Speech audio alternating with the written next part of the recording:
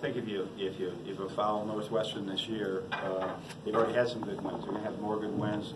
Missing Law is obviously a big factor in that game.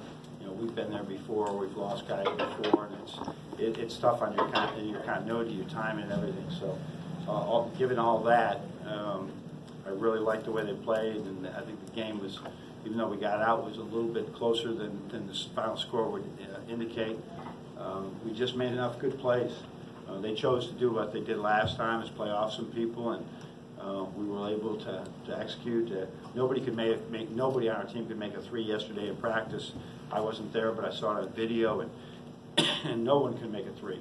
And as a result, they were worried. I guess I wasn't worried. Sometimes when you don't have a practice the day before, it usually bodes well. So we're really happy for our team to get another win, 6-0 in the league. We're really happy that Xavier and John can have that type of bit of a breakout game as far as from the perimeter, right? That John, we've been encouraging that action. John's been taking extra shots. Xavier has always taken extra shots, and so played really well today against what I think is a pretty good team. So we'll take the W, 6-0. 20 games in the league, long way to go. 14 more in the league to go, and we'll just do our best on every one to prepare every day. So appreciate it. But another thing I'd like to say is that our fans, it's Sunday night, 7:30 game, right? Students just got back, 20 degrees out, and I look around and almost every seat seems to be occupied. It's almost at 95% capacity. So it says a lot about our fan base here, that on the Sunday night games where many people might have that one relaxing night at home, they came to root for Wolverine, so it's really special. Aria? John, you kind of alluded to earlier that last Northwestern game they were playing off Xavier a little bit, leaving him open. And tonight they did that again, but Xavier found more success. What was different this time? The ball went in. I mean, it's that simple. He's really worked at it, and I think sometimes, that's a great question. I think sometimes when that was the first time anybody played that way, and it sort of shocked him a little bit, and he didn't necessarily, it wasn't as patient, and he's such a competitor. He saw that as a personal affront to his ability, and this time it's just let it come to you. But he's been he's had a good game, or a couple good games since then. Illinois hit 2 big ones as well, and John did. So I think just familiarity in that territory, right, allows you to have, and volume in practice breeds confidence. On your right with Noah. John, 17-0 is a record to start for this program now. Is this, I mean, we've seen sort of maybe unexpected scoring you're getting, guys like Tesky and Simpson. Is this as well-rounded a team maybe? I think as we go down the road, we're going to need that. I think there's been, I don't want to compare it to any other teams because we've had some great teams, and I hate comparing great to great. But I do say that this team has a capacity. If we get that out of those two, right? I wouldn't like to guard that. And plus they're also 2 premier defenders, so that's a really good mix when you have that type of. They're keying on Jordan, they're keying on Charles, right? They're loading up on Iggy. So, and playing off those 2, right? Then when you have that is it was well-rounded tonight. That would be a great trend. Right in the middle with Derek. John, Michigan started and ended the first half with 10-0 scoring runs. What was the big key in starting those big runs? We came out. You're always worried when you win on the road, right? And then they're coming back to play you. And then we hear in the locker room Law's not playing, so that let down. So I was really proud of us to be able to come out, right, and not be lethargic in any way. I thought we came out with great fire on our defense, and in the offense it just really clicked. So, when was the other 10-0 run? I got it mixed up. When was the other one? At the end of the first half. At the end of the first half. That was all about our defense. First half they missed some shots. First half. Second half was all about defense. That we really we got some steals. I was actually calling for a foul on the last play because we had 3 fouls to give, and Xavier just said, "I'll do better than foul. I'll just take the ball from the guy and lay it in." So it was a good way to end it. But I think there were 2 separate things. One was very fluent offense. The other one was extremely good defense that led to fast breaks. On your right with Andrew. Coach, a week ago you were talking about Xavier shooting, he's open and there's other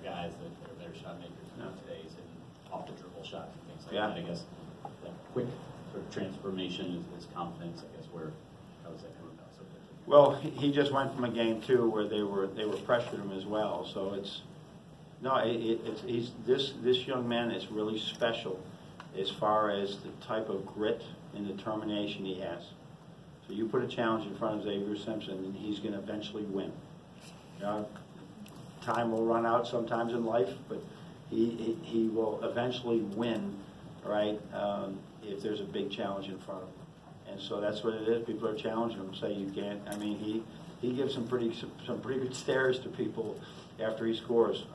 You know, over them, around them, under them. We got another hook in today. You know, he's going to beat the odds. Over here on your left with Michael. Yeah, John. Welcome back, Michael. Thank you. It's been a while. The fact that you guys are 17-0 and it seems like You're wearing Lions colors in here. Is that No. what you have to wear that? Is that wear that to go to their games? Go ahead. The fact that you guys are 17-0 and it seems like your players really aren't fazed by any of that. What do you think that says about where this program has come and where it is now? Yeah, that's right. You were with us at the beginning, right? Yeah. So, you know, a positive culture just like it breeds itself, and I think that's what with the impact that Charles Matthews has had on this program to just play defense. And Xavier coming in here and just saying, I'm going to find my way in the corner. I'm going to play defense. The impact he has on the young guys, that they look around and all the veterans are shooting before and after practice. They're early. They leave late. It's just, I think people knows there's one proven formula for improvement. Now, how fast you do it can be differential, but there's one proven formula. It's hard work, and that's what our kids do with limited distractions, right? Kids don't miss class. We're not running them. We don't have issues in practice, you know. And they're still young kids, but at the same time, that's been a big thing too. When you don't have a lot of distractions, you're really allowed to coach and teach.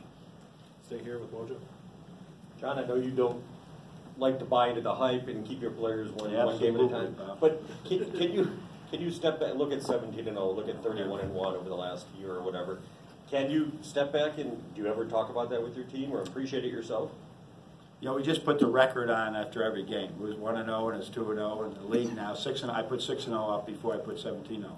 I think that's really indicative of who you may be, or hopefully who you may be. No, it's just not we're such a day-to-day team, and I'm a day-to-day coach, and it's all right. I mean, this is a game like this. We know this would be. They're just so good with what they run. They run pro sets. They show you one thing, they do another thing, and they're really good defensively. They were leading the country, I think, in not giving up threes. So, Bob, I'd like everybody would like to have make some great statement about being 17-0. It's just another game. It's another game, and we got another one coming up Saturday in Wisconsin. On your right with Zach. John, you called this team low maintenance before. You talked about they go day to day.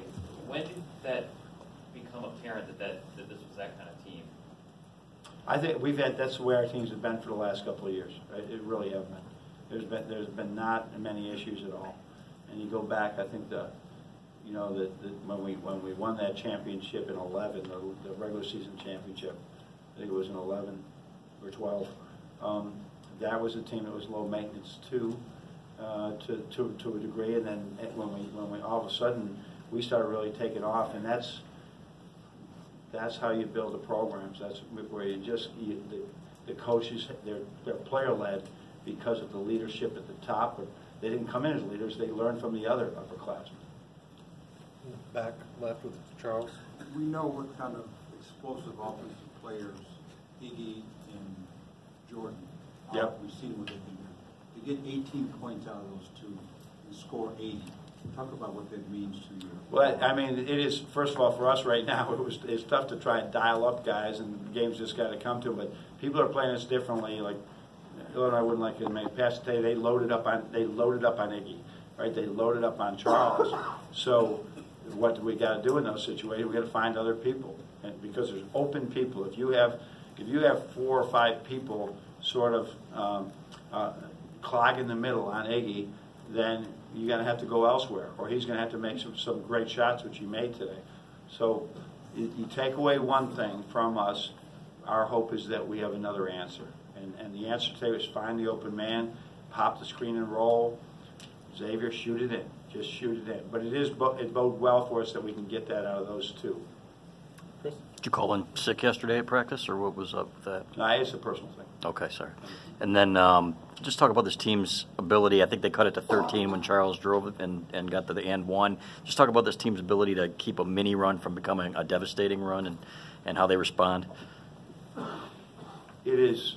Repeat the question one more time. Yeah, how they are able to keep a mini run from becoming a devastating run. It's happened several times, but I think it's so indicative of the game today. A 3, a turnover, and you're going the other way. And a 10-point lead can become or 20-point lead can become 13 like that. And even if you get good shots, it can become like that.